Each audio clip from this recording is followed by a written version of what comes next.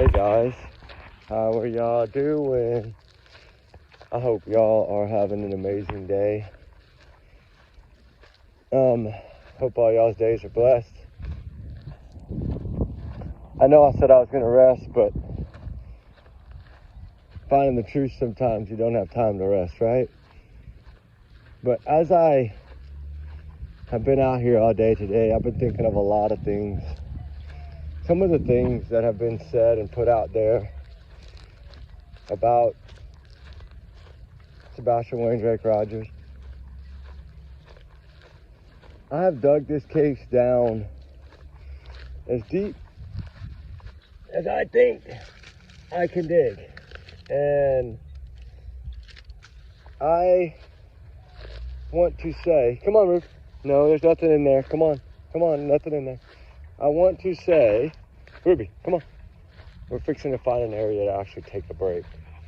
So there's not a cloud. There's one cloud in the sky, one little bitty popcorn dot in the sky. And we're coming into another season, right? Springtime, spring break, all these things. And as we think about Sebastian Rogers and where could he be, have we ever thought about what if he has not been with us since that night, right? Come on, boo. What if this truly was a fluke accident, or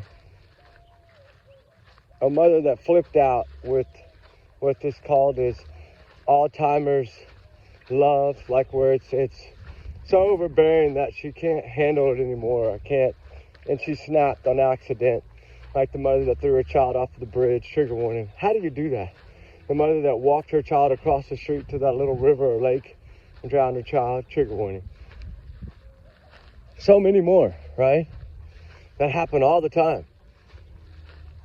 But those are not necessarily the ones that had the life that Katie Lynn Payne had, right?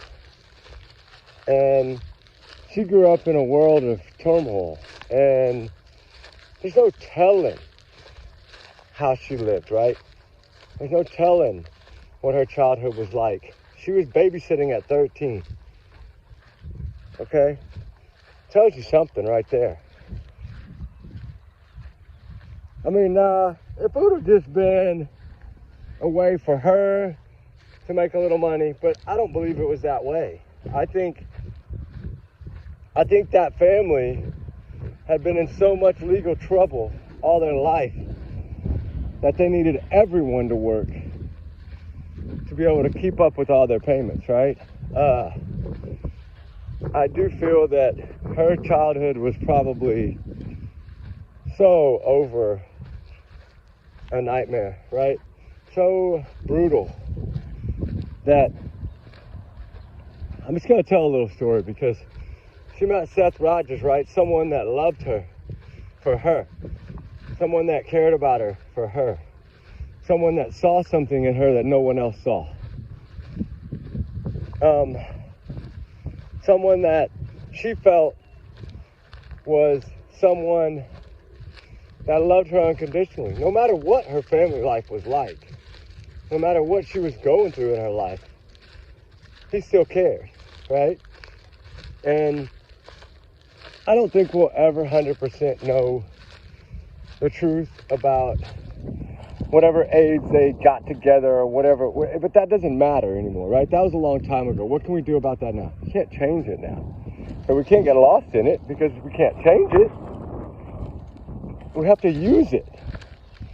Use it as a tool, as a weapon. Oh, man, that's so nice. Sit down. And look at who would have known her better. Who would know her better right now? Even today, at this day and time. Seth Rogers Chris Prophet. That's Rogers. They met when she was at least 13. He's watched her develop into a woman, to an adult woman, to a mother. And the more I dig for answers, seems like the more they're giving us clues or giving us hints. It's just like a mind game to Katie. It's a game. It's a game. Can I give y'all just enough to doubt us, but not enough to convict us? To let y'all know that I'm smarter than y'all, right? That's the game she's playing. And I hate to say it, but Chris is just like her little hamster in a wheel. I had it all backwards. I thought he was some abusive person to her. No. I believe that Katie wears the pants in that household. And from speaking with people around the area, people that know them, neighbors that don't really know them but knew them because they've been there for 2 years or 18 months or whatever it may have been at the time, that people are nosy. It's just how it is. Look at all of us. We're nosy as heck. We want to know when the next story is going to break. That's what it's about. We're nosy.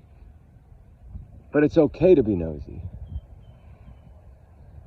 And it's normal to be nosy, right? It is. It's normal. But when you sit back here and you look at how Katie, like I said, is a mastermind. She's the brain. She's the smart one. She's the educated. She's tech savvy, extra tech savvy, military tech savvy, which is top notch. I think it's more than the FBI when it comes to training. I think her tech savviness is actually a notch over FBI. Why do I say this? Because in the field, it's between life and death. In a battle, in a war. You have to be able to think under the most god-awful pressure, okay? I mean, think about that. You have to be able to think, react, calm yourself, collect yourself, try to save everyone else around you, right? That's what you're trained in the military. And we know that militaries stick together, right? That's why these two even married to begin with. Both of their brains thought alike. Here's Chris that's been married 4 times before Katie, can't figure out how to keep a wife. Why? He's not very educated. He's just a little country boy, mama's boy, that carries a lucky rabbit foot in his pocket probably, hoping for the next big thing, trying to find someone that's on his level, that fits his mother, that fits his family. And he found that within Katie. And of course she was married to Seth when they met. We know this, but she had to dating other people when she dated Seth too. So that doesn't really matter, right? It doesn't. They're the type of people that look at them. Those little things like infidelity, things that would break our hearts and crush us, don't. It just adds to them. And him being the one that was just had this small, boring life. And I can't imagine how boring his military life was. I'm sure it was very boring. And I'm sure nobody wanted to be around him. I'm sure the only one that probably wanted to be around him was Katie. But Katie saw him as a loner, like she was, as a child. Looking for something, searching for something. And she found that within him. But the first time that he put a hand on her child, if she was truly a mother, truly wanting to protect her child, no matter what the cost, like 99% of mothers are supposed to do, right? 99% of them do. They would go to bat for their child. They would do anything for their child.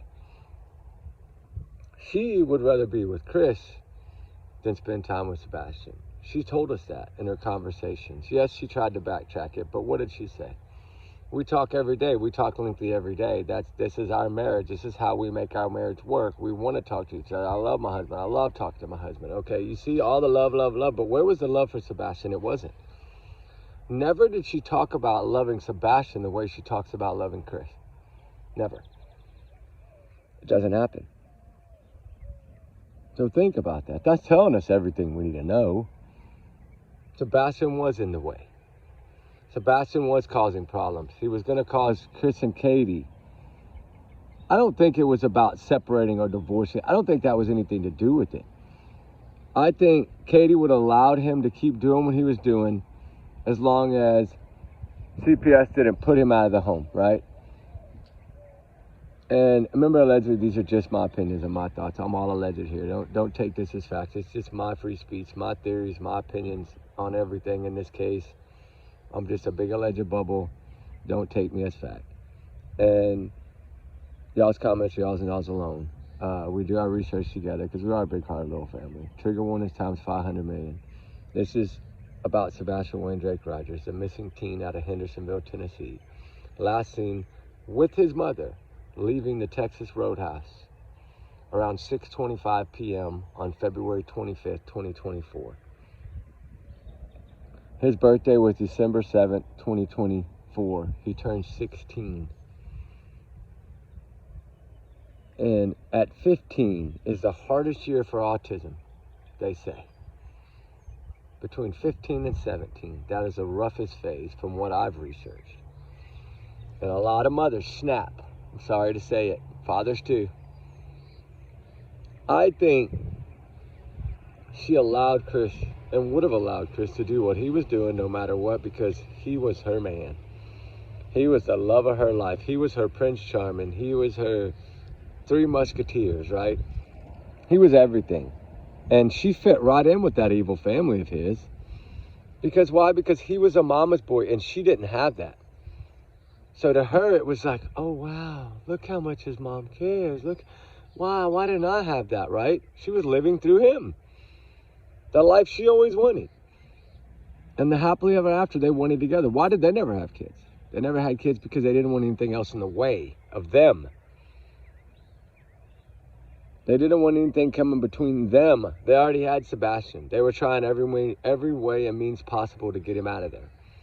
Going him to a school, sending him to his father's. Look what they were doing. They were doing this since they closed on that nice, beautiful home that they wanted to live in together.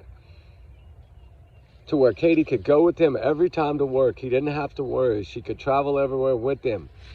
They always have a nice home to come home to and brag about. And his mom would always be there to help him, bail him out no matter what the cost. His teenage years were troubled. We know that, just like her teenage years were troubled. I mean, it's so many things out here that, do we honestly think after this much time that this case will be closed? Do we? Because what we have to remember is the longer things go, the harder it gets. The further away from the truth we get. Because as trees shed their leaves and regrow their leaves, as flowers die and come back, as grass dies and comes back, you see the cycle, right? A body breaks down and breaks down and breaks down and breaks down. So even if he was to be found, there's no proof at this stage that I would think would do any justice.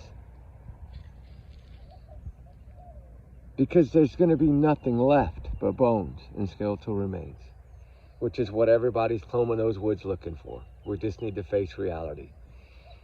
As hard as it is to do, as big as my hope and faith is, which y'all know that, the ones that really know me on this channel know that I'm all about seeking the truth and getting justice for no matter who the person is that needs it. And this case clearly captured America's hearts. Will it change some laws in Tennessee? Yes, I think that's what's going to come out of it. But when we look at everything that's been put out, where law enforcement has clearly said at the year update, sorry guys, we have nothing, pretty much. We just didn't want to accept it. We want to think, nope, you're wrong, we're going to keep digging. Yes, we can keep digging all day, every day, 365 days, another year, if we want to. Actually, there's not even 365 days left in the second year. It's already March.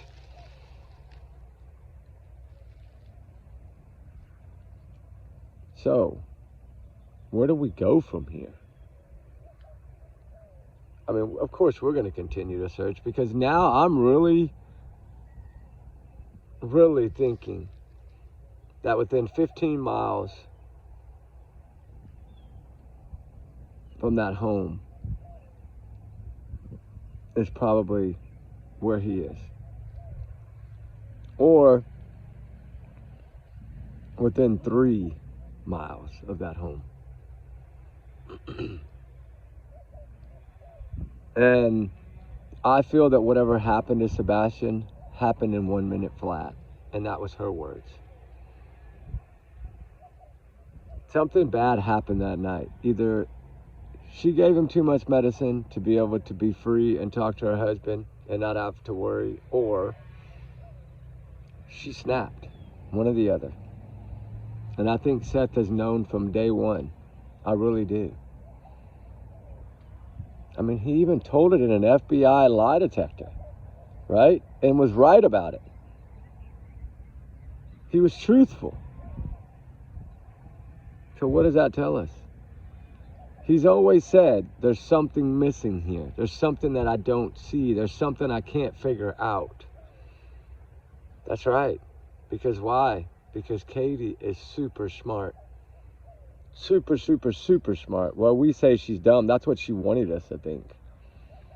She's not dumb.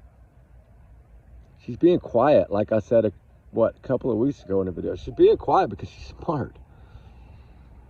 She's not digging a hole for herself. She's allowing him to dig the hole for her. To where, you know why? She's so smart that he doesn't even realize how smart she is. She's been so smart in all this that if she goes down, they all go down.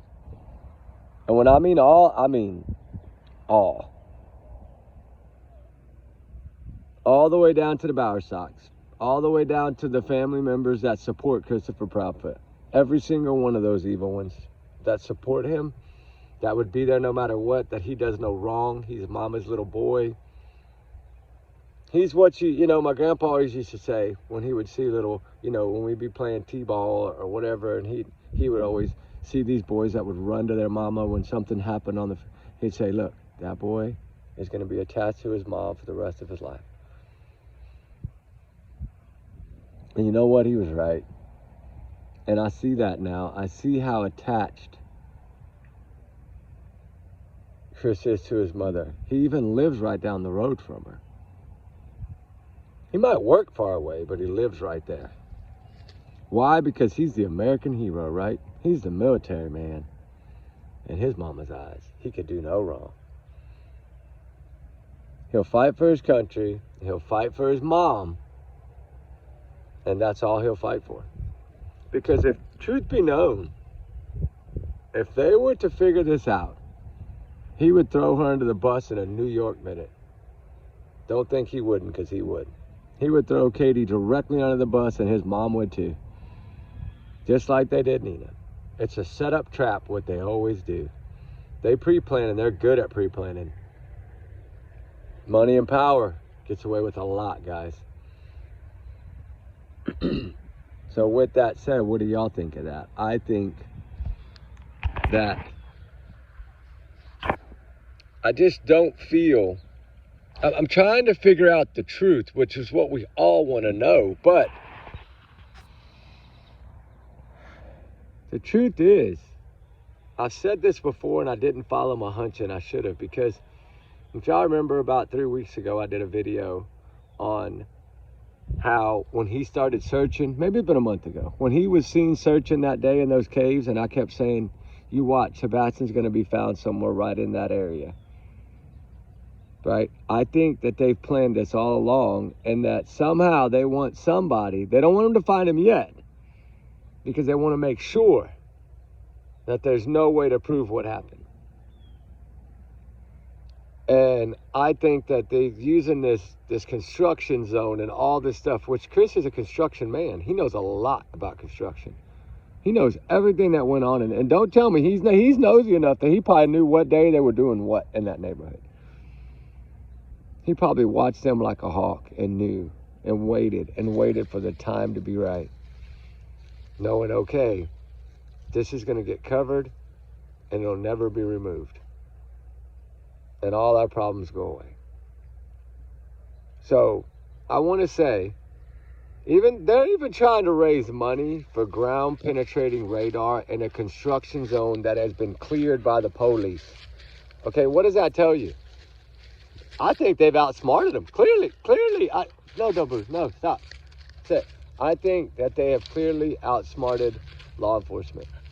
Somehow, some way, Katie Proudfoot has outsmarted law enforcement.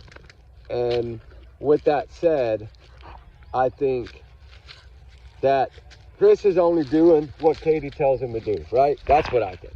I think that's how it's going. She was tangled up on her leash. Okay, you're free now. All right. And I feel that somehow, some way, that child is probably close to that home. But with those fires and all those things like we talked about, there's no telling if they'll ever find him or not. I mean, Chris ain't the only one that knows how to run heavy machinery. His whole family does. Even his stepdad that he considers his dad, which he's not. There's no blood relation at all. It's just, he's just as evil as Chris. They trained him, remember that. They showed him how to be this way. His mama showed him how to be this way. And he's told us so much, right? He has. But to me, if this case was going to be solved, look at the cases that have been solved, and are already in. Some of them already in court or fixing to be in court. Look at that. Maddie Soto, for instance. You see how quickly these cases are solved? And then you have this one that kind of just like Summer Wells, I'm sorry. Summer Wells is another one. Everybody thinks Kansas is dumb as dirt, and Don's not dumb. Believe me, Don Wells is not dumb. He's not. He's got away with it this long. 5+ years. And I'm heartbroken because I feel that in 5 years, we're going to be talking about Sebastian the same way we're talking about him now. And there's going to be another child that's going to be just like Sebastian, that's going to be in the spotlight, that's going to go like this, and it's going to keep going and going and going. And there's going to be 10 around the same time or close to in that zone that are going to be soft. And we just have to look at that. If they don't solve it, what do they say? The first 48 hours is the most critical. They got a show called The First 48. Every law enforcement tells you within the first 48 hours. They had Maddie Soto's case solved in less than 48 hours. Why? Because they saw something that showed them that she didn't run away. And that's it. They saw it. They caught it. Thank God. That officer that walked into that place to talk to them caught it. As soon as he looked at Stephen Stearns, he caught it. And he knew something was wrong. So shout out to that cop. He deserves, his training was well done. But remember that. Not only does Katie have above and beyond law enforcement training, way above that. Way above any detective. Way smarter. Way smarter. And she knows it. And she's probably smiling if she watches this video. And she has made this to be so... I'm sorry, but she has made this out to be a game. And it to me, it's time to play a little reverse psychology, right? We've listened to Peter Hyatt. We've listened to all them break it down, right? Just like the Madeline McCann case, I think he was right on that thing.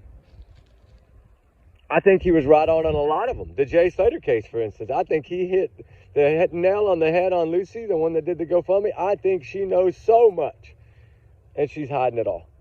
It's in the language, right? It is. And I'm no doctor, but I've learned in 9 years now and almost a month that I've been doing this, that a lot of times, 90% of the time, it's in the language. You can tell by I've used her before, Riley Strand's mother. If Katie would have been like that, there would have been no questions asked. We would have been on her side from the start. But that didn't happen. And although they've been able to taunt all the police, like I've always said in all my old videos, he's taunting everybody. He got on every YouTube channel, but he told us he was going to do that in day 1. Day 8.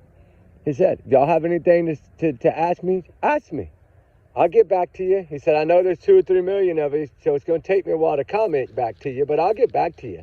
He wanted to be on this from the start. He wanted to be in the spotlight. He wanted to be the leader of this investigation because that's what Katie wanted him to do. That's the only brains that Katie's lacking, is the communication skills to talk out in public. She's not good at that. We saw that, right? Remember? And then she freaked out and lost her mind. That showed guilt right there, 100%. That was good. And if the law enforcement didn't see that, that was probable cause enough to me right there. He's too late. He's already gone. You told us. It's 100% in my opinion. That's allegedly, but 100%. She told him. She told us. She told Olivia. She told them all. And she told us. He's outside the search zone. She knew that. Just like Chris said, I knew he walked out of that front door. I knew.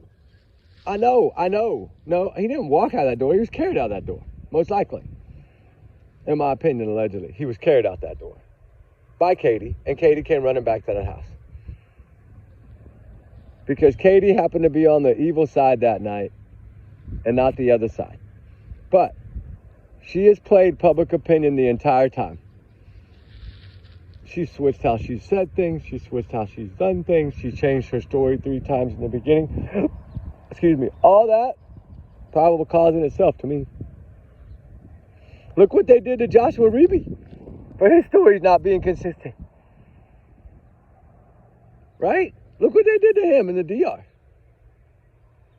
for his inconsistency in the story. Okay, Katie has told inconsistencies in all her stories. But she's not a suspect. They dropped the ball, guys. They dropped the ball. They treated her as a runaway too long. They never did anything to show any signs of proof of anything that child was harmed. When they knew that child had been harmed, they knew CPS had been to that house multiple times. Because he brags about it all the time. He bragged about it on Nancy Grace. I can say what I want to say. What are you going to say to me? Just like about the latitude. You name a time, place, I'll be there. He's not going to let somebody talk down to him. And that's why Katie and him are a perfect fit. He's going to defend her to the end, and she knows that. And now even more, they're attached for the rest of their life right now. Because they know they have to stay together now. Because all it would take was one of them to be separated, hate each other, walk off, and one of them spill the beans. That's what would happen. I've seen it before in other cases. The duck hunter, remember? Same thing happened to him. His wife married the best friend. And 8 years later, when they divorced over a fight, she told on him. And then they both went to jail. And all along, the police and everybody, I think, knew that he had done it, but couldn't prove it. Because why? Because he had buried him. And I hate to say it. It makes it 100 times harder. Why do you think mob used to put people in barrels and bury them, 50 feet underground? Trigger warning. That way they never get found.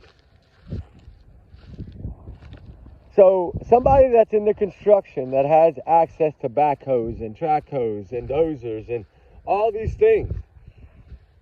Can you imagine how long? It takes literally, if you know how to run a machine, like tractor I use for shredding, right? on my ranch. I use tractors for shredding things. I use a bucket sometimes to move dirt from my garden and things like that. You could dig a hole literally 20 foot deep in minutes. Minutes. And all you need is a 1 bucket width, right? That's it. Go 10, 12, 15 feet. That's it. And there's no, after the second and third rain, nothing. You're not even going to know a hole was dug there. And Christopher Proudfoot knows construction. He knows how this works. The concrete story and all the other things, right? There's no need to pour concrete. Just dig 20 feet, 15 feet. You don't have to pour concrete. He has been letting us know that they're behind this from the very beginning. And they're sitting there at home, living their best life right under law enforcement's noses, knowing you ain't got nothing. And he's told us they got nothing. He's told us straight out. And he's proud of it. He's proud to know they got nothing. They did such a good job that police got nothing. He's even taunting the police now. He's even playing games with them. Like, hey, you wanna go against me? All right. He's playing games with them, guys. Playing games with everyone. He knows they can't touch him right now. They got nothing to touch him. And he's so proud of that. So proud of that he's got Katie with all the brains behind him. That executed a perfect, flawless plan almost. And I say almost because there's always one thing. That video is the only thing they got, but can they prove it? If they could have proved that video, there would be arrests already. I think they've already had a grand jury. I think they've already tried. I think they have enough hunches to know that they did something, but they're not going to get nobody to buy it because you don't have nothing. You don't have Sebastian. This kid, basically, what Christopher Proudfoot said, poof, he vanished in thin air. That's what he said. He told us. He told us. They made sure Sebastian vanished. And he said, this will be studied and go down the history books for years. And he's been right for 13 months already, almost. So what makes it that he won't be right for another 13 months? Or 12 months, 11 months, sorry. I mean, he gave us a timeline of a couple of years. So, in my opinion, to me, does that mean in a couple of years they're gonna find this child? They're gonna run some ground penetrating radar on that construction site or one of those caves, and somebody's gonna find this child and they're gonna say, "See, we told y'all he ran away." Now y'all owe us all an apology, which we'll never give because we know they're, in our hearts, in our opinions, they're guilty. And they know we know they're guilty, right? They know that. And they laugh about it, I'm sure, every day while they're eating their barbecue ribs, right? That's what they do. To them, it's all about food all the time. That's their way of grieving. That's their way of hiding everything. It's just to shove a food in their mouth. And they have aged a lot in a year because of panicking. But every time someone seems to get kind of close, they seem to speak out. And they don't want anybody else to find them. They want to be the one that's going to have their team discover Sebastian when the time is right for them, if that ever comes. If this child would have been put above ground somewhere, he'd have been found. I believe by a hunter, by someone, he would have been found. But it's so many things, but yet they had hardly any time. They did all this from midnight, a little before midnight, right around midnight. They did all this between then and 6 a.m. And literally, and I think took 2 minutes to get him out of the house and get him down the road. 2 minutes. How can law enforcement find anything in a 2-minute window. It's not enough time. When you leave no crime scene, no nothing, there's not enough time. They don't even have a crime scene. They don't even know. They're not even saying it's foul play. They're saying no foul play present, but we're not ruling it out. Okay, well, you're not ruling it out because you don't want the public to go crazy and start screaming at you. That's why you're saying these things. I've learned a lot in the last few days, guys. They really don't have anything. I hate to say it. If they had something, they would have acted on it. And I think we're starting to see that. The more we discuss it, I think we're starting to see that. That's why last night I had to do a little bit different video than normal. Yes, I'm sorry for it being an hour and 20 minutes. It was probably too long, but there was still a lot more I could have said. Right? A lot more. But it's so crazy to think that they can't afford to let the truth come out because so many people will go down. I've always felt, remember in the beginning, I always felt like at least 5 people were involved in this. Always. Because I figured to execute a plan like this flawlessly, it would have taken at least 5 people. At least. And another thing I'm clearly wondering about, and I'll talk about it tonight. I'm wondering now if, you know, the 2 people in the flashlight video, how they come together, you kind of lose sight of them a little bit, and one comes back to the house. Was that somebody bringing Katie back home? And was that Kathy leaving the house? Could this have all been done way before this? And we're just missing this? I don't know.